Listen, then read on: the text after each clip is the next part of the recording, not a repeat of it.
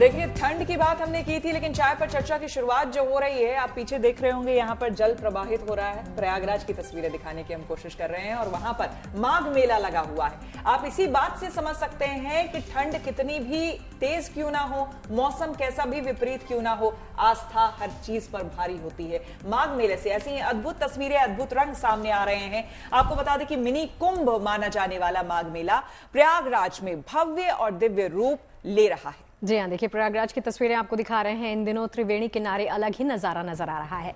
माघ मेले में स्नान दान के लिए पहुंचे लोगों की अच्छी खासी भीड़ है और भक्तों के अलावा साधु संत भी मेले में पहुंच रहे हैं। मेला क्षेत्र में केदारनाथ से आए एक नागा साधु अपनी वेशभूषा की वजह से काफी चर्चा में है।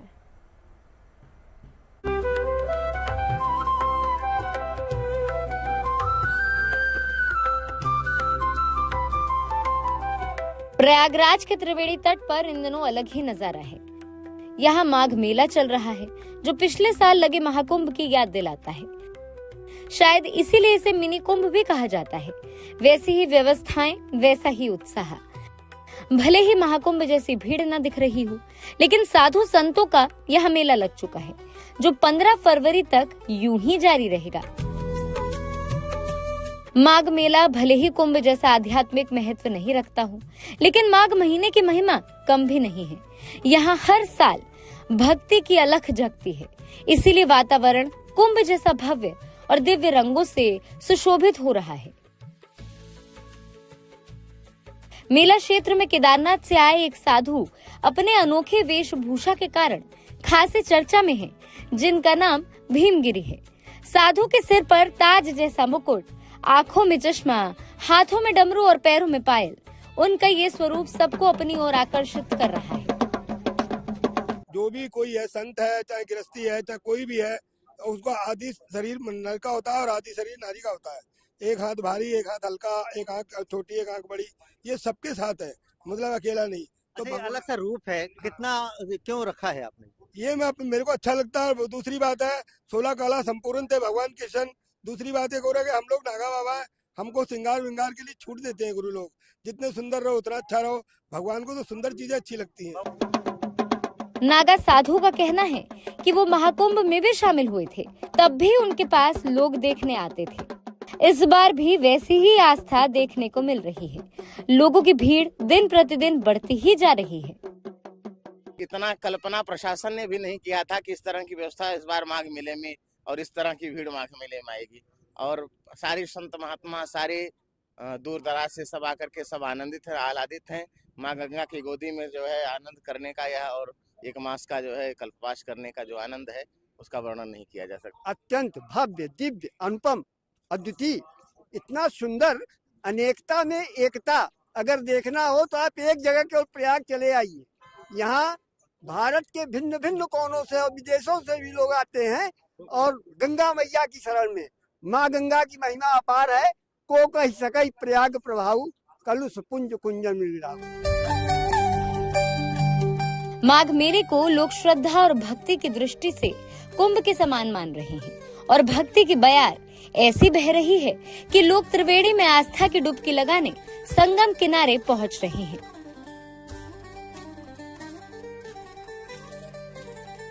हम लोग बनारस से आए हैं। हम लोग पहले गए थे अयोध्या, वहाँ से फिर वापस आए हैं प्रयागराज।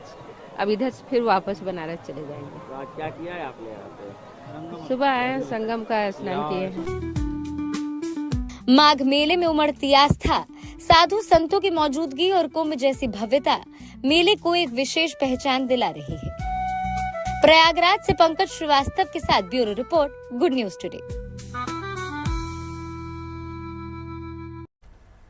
तो प्रयागराज में संगम की रेती पर चल रहे माघ मेले में आज आस्था और परंपरा का भव्य संगम भी देखने को मिला। सोमवार को 5 दिवसीय पंचकोशी परिक्रमा का विधिवत शुभारंभ किया गया। दत्तात्रेय शिविर में परंपरा के मुताबिक सबसे पहले साधु संतों का खिचड़ी भोज आयोजित हुआ, जिसके बाद पंचकोशी परिक्रमा का शुभारंभ हुआ। अखाड़ा परिषद के अध्यक्ष महंत रविंद्रपुरी महाराज और महामंत्री हरिगिरी महाराज के नेतृत्व में साधु संत संगम तट पर पहुंचे, जहां वैदिक मंत्रोच्चार के बीच गंगा पूजन संपन्न हुआ। प्रयागराज में माघ मेले की शुरुआत हो गई है और साधु संत पंचकोसी यात्रा निकाल रहे हैं। हमारे साथ अखिल भारतीय अखाड़ा परिषद के जो अध्यक्ष हैं, इनसे हम जानेंगे कि महाराज जी ये जो यात्रा है वजह क्या है निकालने? बहुत बहुत आशीर्वाद साधुवाद ये वजह नहीं है। देखिए, ये ऋषि मुनियों की भूमि है, संतों की भूमि है, और सबसे बड़ी बात है यहाँ गंगा यमुना सरस्वती का मिलन है। ये कोई बैकुंठ से कम नहीं है। यहाँ सर्वप्रथम ब्रह्मा जी, जो प्रजापति ब्रह्मा जी है, उन्होंने यज्ञ किया था। उसके पश्चात आपने देखा होगा भगवान शंकर, भगवान विष्णु सभी के मठ मंदिर आपको यहाँ दिखाई देंगे। जो परिक्रमा मार्ग है, जब आप इसमें जाएंगे, जितने भी देवी देवता है सभी के मंदिर आपको दिखाई देंगे। 2027 में हरिद्वार में कुंभ है। आओ हरिद्वार में कुंभ करें। जो भी जाने अनजाने में हमसे पाप हुए है उसका प्रायश्चित हो जाएगा। पहले माघ मास है, माघ महीने में यहाँ आइए, अपने पापों का प्रायश्चित कीजिए। उसके पश्चात आप हरिद्वार में आए, वहां भी कुंभ है। नासिक में चले, वहां भी कुंभ है। उज्जैन में चले, वहां भी कुंभ है। पूरे कुंभ भी कुंभ है। और सभी युवाओं से अपील है, आइए हम सब कुंभ मनाएं।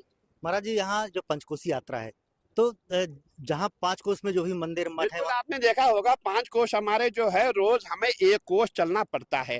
5 दिन में हमारी यात्रा संपन्न हो जाती है। और आपने देखा होगा, कभी भी आपने कभी दुर्वासा का मंदिर नहीं देखा होगा, वो मंदिर भी यहाँ मिलेगा। जितने भी हमारी देवी देवता है सभी के मंदिर आपको प्रयागराज में मिलेंगे। नागवासुकी का मंदिर मिलेगा, भारद्वाज का मंदिर मिलेगा। चाहे वो ऋषि हो, मुनि हो, देवी देवता हो, सभी का वास जो है प्रयागराज में है। महाराज जी, पंचकोसी यात्रा में आप भी आए हैं, तो यहाँ पर जो यात्राएं शुरू होंगी, तो इस जो पूरे माघ मेले को मिनी कुंभ की तर्ज पर देखा जा रहा है, क्या कहेंगे? कुंभ अगर देखा जाए तो जैसे नासिक का कुंभ है, उससे प्रतिवर्ष का जो यहाँ का माघ मेला है कुंभ जैसा ही है। कुंभ जैसे व्यवस्थाएं हैं। ये एक ऊर्जा का वॉल्केनो है, गंगा माँ का तट और माँ की जो शक्तियाँ हैं। कहा जाता है कि 100 कोस तक अगर स्नान भी कोई न करे तो भी पवित्र है, और उसमें अस्थि भी पधरा दिया जाए तो भी स्वर्ग की प्राप्ति होती है। तो 1 महीना, 2 दिन, 3 दिन जो भी यहाँ तप जप प्रभु का स्मरण, माँ का स्मरण करता है, वो पूरी पॉजिटिव एनर्जी से इतना भर जाता है कि पूरे साल उसके हर काम, धर्म, अर्थ, काम, ऊर्जावान रहता है, प्राप्ति होती है। And they achieve each and every success of life by meditation and job and by receiving the divine energy. देखिए, माघ मेले के शुरू होते ही चहलकदमी शुरू हो गई है। कल्पवासियों की भी तस्वीरें सामने आई हैं। संगम तट पर लाखों कल्पवासियों ने टेंट सिटी में अपना बसेरा बसा लिया है। बिल्कुल, और कल्पवास के तहत कठोर नियमों और दृढ़ संकल्पों के साथ ये कल्पवासी कैसे पूरी श्रद्धा के साथ इस परंपरा को निभा रहे हैं, चलिए आपको दिखाते हैं हमारी इस खास रिपोर्ट में।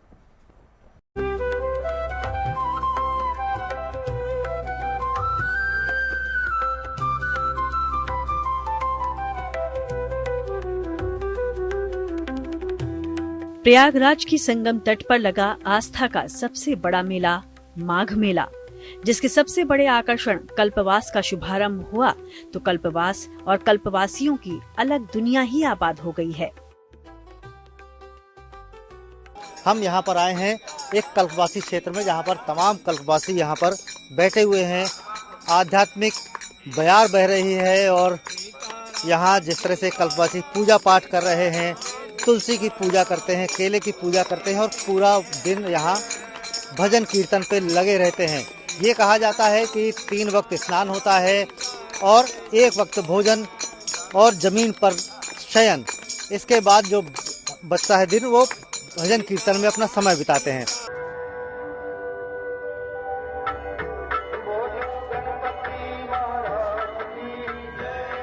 माघ मेला महज संतों के जुटने, उनकी साधना का तीर्थ भर नहीं, बल्कि ये वो शुभ अवसर भी है जब संगम का किनारा भगवान के नाम भजन कीर्तन करते इन गृहस्थों के कठोर तप का भी साक्षी बनता है। ये वो सद संकल्प है जिसे हर सनातनी कल्पवास के नाम से पुकारता आया है। आस्था, समर्पण और प्रेम की ये अलख संकल्प के रूप में पूरे माघ महीने प्रभु को समर्पित रहते हुए जली रहती है। कल्पवास होता है कि भगवान की भजन करो, भगवान की कीर्तन करो, भगवान के लिए भजन करते रहो। के साथ बहुत अच्छा लगता है। यहाँ से जाने का मन भी नहीं करता है कि जाएं। भजन कीर्तन करते रहते हैं। हाँ, भजन कीर्तन करते रहते। क्या नाम है आपका? बीती 3 जनवरी को पौष पूर्णिमा के पावन मौके पर कल्पवास का शुभारंभ हुआ। ऐसे लाखों कल्पवासी करीबन 1 महीने तक तंबुओं के शहर में अपना आशियाना बनाकर रह रहे हैं। लेकिन कल्पवास करना इतना भी आसान नहीं है। कड़ाके की ठंड में कई नियमों का पालन करते हुए कठोर संकल्पों वाली इस पुण्य परंपरा का निर्वहन होता है। कल्पवासियों के लिए माघ मेले की महिमा उनके जीवन में क्या महत्व रखती है, खुद उन्हीं से सुनिए। तुलसी माँ की पूजा करना, तुलसी में साक्षात लक्ष्मी जी का वास होता है, केले में नारायण भगवान का वास होता है, इसीलिए हम केला और तुलसी को साथ रखते हैं। प्रथम पूजा सूर्य भगवान की करते हैं, फिर इनकी करते हैं, फिर अपना पूजा करते हैं, फिर नाश्ता पानी किए भजनों में। ये दिन मेरा कब बीतता है इसकी व्याख्या तुम्हारा इतिहास नहीं कर पाया, तो हम ब्रह्मा जी स्वयं लिखे हैं ना, को कह सके प्रयाग प्रभाव कलश पुंज कुंजर मिराव। तो इसकी व्याख्या हम तो नहीं कर सकते, जिसकी व्याख्या स्वयं नारायण नहीं कर पाए। संगम किनारे कल्पवासी कुटिया में रहते हुए जमीन पर सोते हैं। खासकर बड़े बुजुर्ग कल्पवासी तो एक वक्त का भोजन कर ईश्वर के भजन में खुशी खुशी मगन हैं। हमारी माताजी 42 साल से यहाँ आ रही हैं, उन्हीं के लोग क्या आते जाते रहते हैं। और यहाँ आने के बाद आध्यात्मिक शांति बहुत मिलती है, आत्मा को शांति मिलती है, माया मोह से मुक्ति मिल जाती है। कहते हैं कि पौष महीने सभी देवी देवता प्रयागराज में ही किसी न किसी रूप में निवास करते हैं। ऐसे में 1 महीने तक यहाँ रहकर पूजा अर्चना और जप तप कर कल्पवासी हजारों हजार बरस से इस परंपरा से जुड़े हैं। यह वर्णनीय है, वचन के द्वारा जो है प्रदर्शित नहीं किया जा सकता। ये खुद रह के अनुभव किया जा सकता है कि यह स्वर्ग से भी बढ़कर अगर न होता तो देवी देवता वहाँ से 1 महीने के लिए यहाँ आते हैं, रूप बदल करके स्नान करते हैं, भजन कीर्तन करते हैं। इसी हम लोग भाई बहनों में कौन किस रूप में आया है इसका कोई अंदाजा नहीं है। यानी कठोर नियमों और दृढ़ संकल्प वाले कल्पवास का श्रद्धा के साथ पालन करने वाले इन कल्पवासियों के लिए माघ मेले की महिमा उनकी सोच में जितनी गहरी पैठ रखती है, इसकी समृद्धशाली संस्कृति और परंपरा का रंग भी उतना ही गहरा नजर आता है।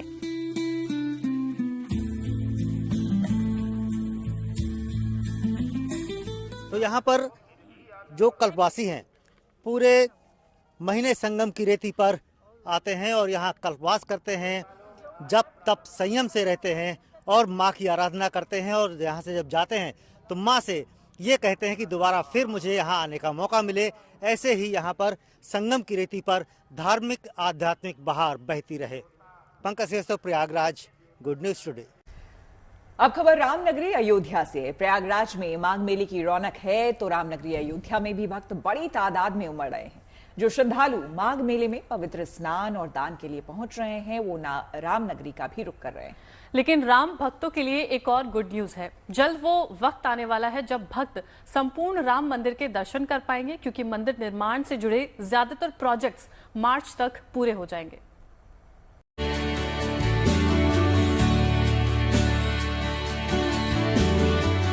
कहते हैं राम से बड़ा राम का नाम। उन्हीं राम के दर्शन के लिए विश्व भर से लोग रामनगरी पहुंच रहे हैं। माघ मेले के लिए प्रयागराज पहुंचे ज्यादातर श्रद्धालु गंगा स्नान के बाद अयोध्या की राह पकड़ रहे हैं। इस बीच रामनगरी से रामलला के भक्तों के लिए शुभ समाचार आया है। राम जन्मभूमि परिसर में निर्मित सभी मंदिरों के दर्शन का मार्ग जल्द श्रद्धालुओं के लिए खुलने जा रहा है। ये रामनगरी के लिए ऐतिहासिक क्षण होगा जब श्रद्धालु संपूर्ण राम जन्मभूमि परिसर में एक साथ दर्शन कर पाएंगे। असल में राम मंदिर निर्माण समिति की अयोध्या में 2 दिन की बैठक हो रही है। इस बैठक में राम मंदिर निर्माण समिति के अध्यक्ष नृपेंद्र मिश्र भी शामिल होने अयोध्या पहुंचे हुए हैं, जहां उन्होंने श्रद्धालुओं की भावनाओं को सर्वोपरि रखते हुए पूरे राम जन्मभूमि परिसर में दर्शन की व्यवस्था शुरू करने की बात कही और इस विषय पर राम मंदिर ट्रस्ट के साथ विचार विमर्श कर जल्द ही तिथि तय होने का भरोसा दिलाया। यह भावना श्रद्धालुओं की भी है कि अब जब सब निर्माण कार्य पूरा कर दिया गया या कहा जा रहा है तो फिर श्रद्धालुओं को जाने की अनुमति कब तक मिलेगी? सुरक्षा की दृष्टि से न्यास के लोग सावधानी बरत रहे हैं, क्योंकि अभी भी छोटी मोटी मशीनें चलती रहती हैं, ट्रैक्टर हैं, सामान सफाई किया जा रहा है, तो इस दृष्टि से रखा गया है। लेकिन मैं आशा करता जरूर हूँ कि इस माह में कोई न कोई तिथि न्यास निश्चित करेगा। राम मंदिर निर्माण समिति अपनी सभी जिम्मेदारियां लगभग पूरी कर चुकी है। बचे हुए विकास के काम भी इस साल मार्च महीने तक पूरा होने की उम्मीद है। ये तो निर्माण कार्य जो अब बच गए हैं, मैं ऑडिटोरियम को सम्मिलित नहीं कर रहा हूँ, वह तो अभी लगभग 6-8 महीने दूर है, लेकिन बाकी सभी मंदिर परिसर के निर्माण कार्य पूर्ण हो जाएंगे। निर्माण कार्य पूरा होने के बाद सभी प्रोजेक्ट्स को औपचारिक तौर पर राम मंदिर ट्रस्ट को सौंप दिया जाएगा। इसके अलावा अयोध्या में यात्रियों की सहूलियत के लिए विकास के काम हो रहे हैं। इनमें नई धर्मशालाएं और अस्पताल भी शामिल हैं। 300 बेडेड हॉस्पिटल आपका और बनना है, जो कि आप देखेंगे कि रामपथ पे ही जो गुलाबबाड़ी जगह है उसके आसपास बनना है, उसकी डिजाइन पे भी चर्चा हुई।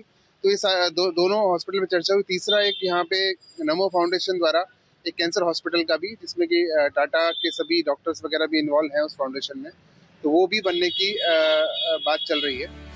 आने वाले वक्त में जब श्रद्धालु रामलला के दर्शन को आएंगे तो उन्हें स्मार्ट सिटी अयोध्या में वैदिक विरासत और आधुनिक तकनीक का संगम नजर आएगा। अयोध्या से मयंक शुक्ला के साथ bureau report, good news today.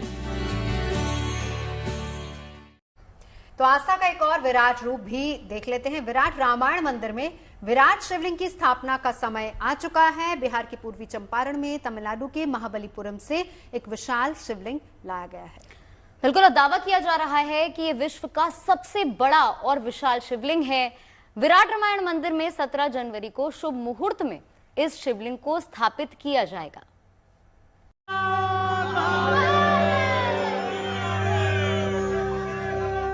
विश्व का सबसे बड़ा शिवलिंग बिहार पहुंच चुका है।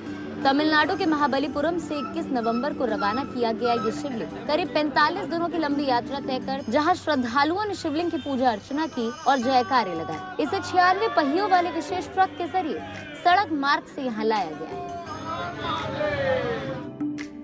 ये शिवलिंग तमिलनाडु के महाबलीपुरम स्थित पट्टिकाडु गांव में बनाया गया है। इसे एक ही ब्लैक ग्रेनाइट मोनोलिथ पत्थर से तैयार किया गया है। ये विशाल शिवलिंग 210 टन वजनी और 33 फीट ऊंचा है। इसके निर्माण में कलाकारों को लगभग 10 सालों का समय लगा। इस शिवलिंग को बनाने में करीब 3 करोड़ रुपए का खर्च हुआ है। इस शिवलिंग पर 1008 सहस्त्रलिंगम भी उकेरे गए हैं। तमिलनाडु से आए इस शिवलिंग को बिहार के पूर्वी चंपारण जिले में निर्माणाधीन विराट रामायण मंदिर में स्थापित किया जाएगा। इसके बाद 17 जनवरी 2026 को इस विशाल शिवलिंग की प्राण प्रतिष्ठा होगी।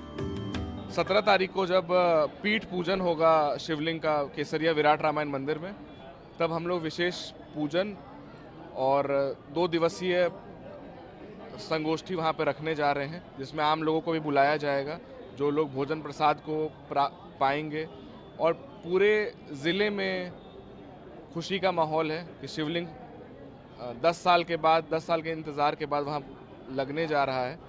बहुत उत्साह का माहौल है। विराट रामायण मंदिर का शिलान्यास 20 जून 2023 को हुआ। तभी से विराट रामायण मंदिर निर्माणाधीन है। विराट रामायण मंदिर पद्मश्री आचार्य किशोर कुणाल का ड्रीम प्रोजेक्ट है।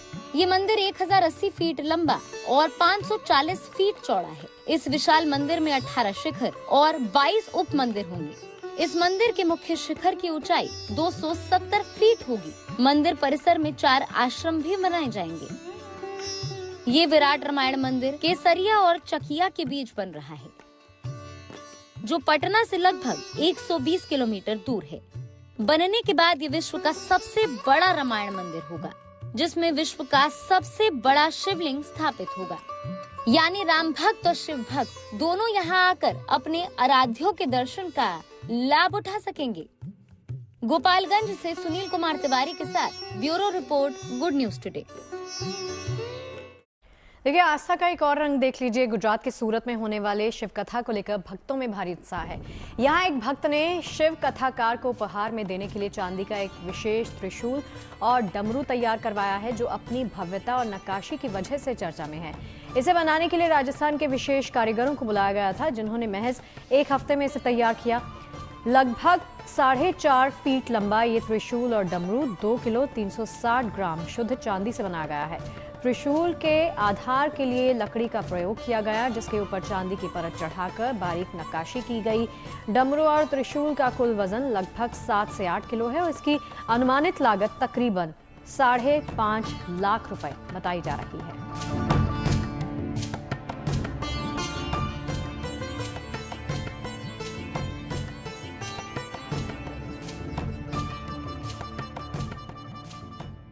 देखिए, बर्फबारी की खबर पे अगर कोई बर्फबारी पर जाने वाला कहे कि देख के मुझे ठंड लग गई, तो बताओ उसको जाना चाहिए कि नहीं जाना चाहिए? नहीं जाना चाहिए, एक बार डर निकल ही जाए। पता क्या है, एक तो बैग पैक करके ये बैठे हैं, कब से हम इंतजार कर रहे हैं कि ये जाएं, ये जा ही नहीं रहे। तो बर्फ पे क्या जाएगी तब जाओगे? अब हाँ, यही तो है हमारा वेट कर रहे हैं स्नोफॉल का, थोड़ा सा कम हो जाए कि ठंड थोड़ी कम लगे। पर आपको शौक तो है ना कि बर्फ देखो। हाँ, एक बार मुझे भी अपना डर निकालना है। तैयारी पूरी है ना? तैयारी पूरी है। चलो, तैयारी पूरी है तो पहुंच भी जाएंगे यहाँ जाएंगे। आप तो वहीं से हैं, बताइए मजा लिया? मैं नकली पहाड़ी हूँ। मैं पहाड़ में पली बड़ी नहीं हूँ, तो मुझे बहुत ठंड लगती है। हाँ। तो सोचिए, जिसको यहाँ बैठ के इतनी ठंड लग रही है, वो क्यों जाएगा पहाड़ों पे बर्फबारी का मजा लेने? ये हमारे रिकॉर्ड तोड़ गई। हमें लगता था हमें सबसे ज्यादा हम एक्सपीरियंस कराएंगे ना, इसलिए मुझे आज गर्मी लग रही है। बताऊं, जब से सरगम आई है ना, मैं चुप हो गई। मुझे लगने लगा है कि नहीं, मुझसे भी ज्यादा ऐसा कोई है जिसे ज्यादा ठंड लगती है। सर्दी। दीपिका फिर ऐसा करते हैं, आपके साथ बर्फ देखने मैं भी चली चलती हूँ। इस बार हम डर निकाल कर ही आते हैं। बिल्कुल। तो चलिए, जश्न बर्फबारी की बात हो रही है। वैसे कश्मीर तो वाकई बहुत खूबसूरत लगता है बर्फीली वादियों के साथ, तो कैसे वहां के नजारे हैं वो आपको दिखाते हैं। बिल्कुल, बर्फबारी के बाद सोनमर्ग और गुलमर्ग जैसे इलाकों में सैलानी काफी ज्यादा घूमने जा रहे हैं, तो कैसी तस्वीरें आपको दिखाते हैं।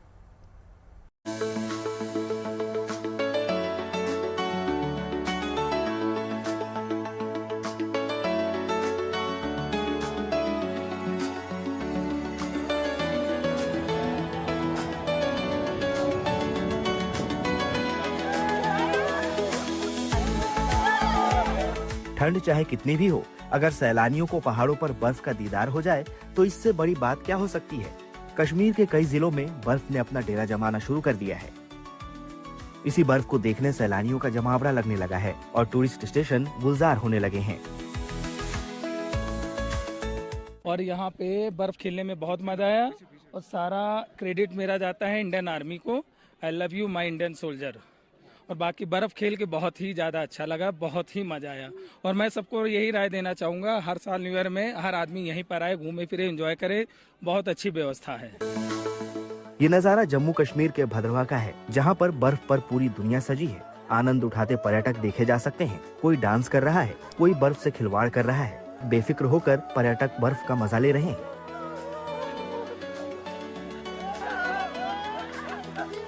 बहुत दिल को सुकून मिल रहा है और बहुत अच्छे से हम लोग एंजॉय ले रहे हैं। और ये सब हमारे पार्टियां हैं, सब घूमने वाले, और जो भी लोग आए भद्रवाह जरूर आए। ये जय माता दी।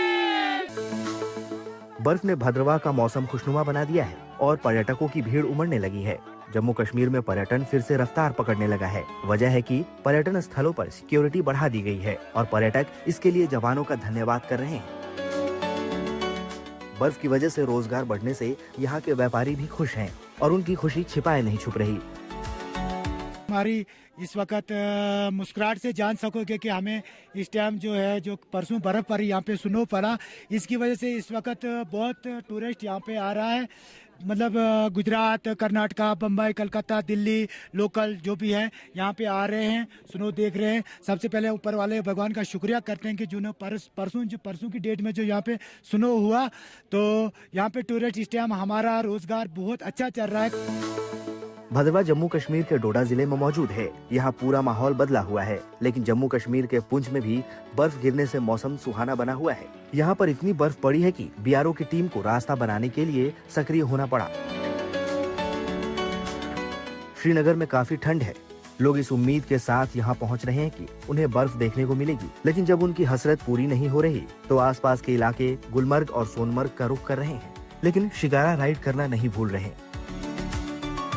बहुत अच्छा लगा, व्यू बहुत अच्छा है, शिकार राइड भी बहुत अच्छा लगा। अभी सोनमर्ग और गुलमर्ग हो गया, अभी पहलगाम जा रहे हैं अभी हम। बहुत अच्छा लगा, यहाँ का फूड भी बहुत अच्छा है, सब कुछ अच्छा लगा। गुलमर्ग, सोनमर्ग और अभी ये पहलगाम अपना ये दाल लेक का विजिट किया हुआ है। गुलमर्ग सोनमर्ग का एक्सपीरियंस बहुत ही बढ़िया रहा और अभी दाल लेक में गुलमर्ग और सोनमर्ग से ज़्यादा यहाँ पानी की वजह से थोड़ा ठंडी हमको ज़्यादा लगी, लेकिन जो एक्सपीरियंस रहा हमारा बहुत ही बढ़िया रहा। श्रीनगर में भले ही बर्फबारी न हो रही हो, लेकिन तापमान माइनस में पहुंच गया है। मौसम विभाग का कहना है कि आने वाले दिनों में तापमान में और कमी आ सकती है। न सिर्फ कश्मीर में बल्कि देश के उत्तरी राज्यों में भी आने वाले दिनों में ठुठरन होगी, ठंड बढ़ेगी और कोहरा भी बढ़ेगा, क्योंकि अभी तक पहाड़ों पर बर्फ नहीं थी। जब पिछले कई दिनों से लगातार कश्मीर के पहाड़ों पर बर्फबारी हो रही है, वो बर्फीली हवाएं अब मैदानों का रुख कर रही हैं।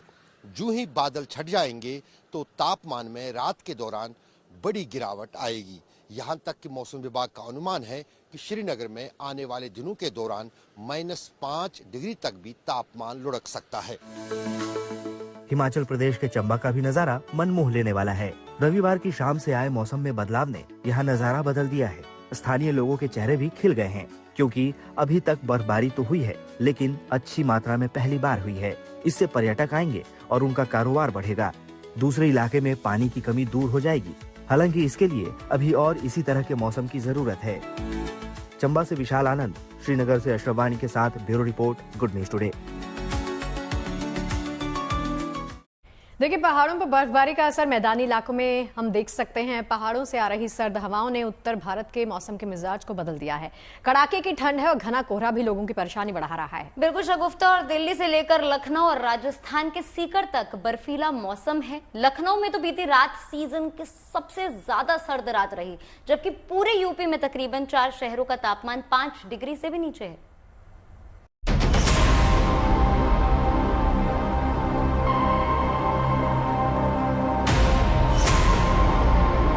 पहाड़ों पर बर्फबारी और कड़ाके की ठंड ने मैदानी इलाकों में भी मौसम का मिजाज बदल दिया है। पहाड़ों पर सर्द हवाओं ने तेवर दिखाए तो जैसे पूरा उत्तर भारत ठंड से कांपने लगा।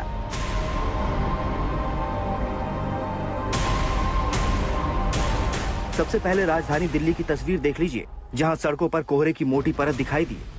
सोमवार सुबह जब दिल्ली वालों की आंख खुली तो घने कोहरे और सर्द हवाओं ने कुछ ऐसा नजारा पेश किया।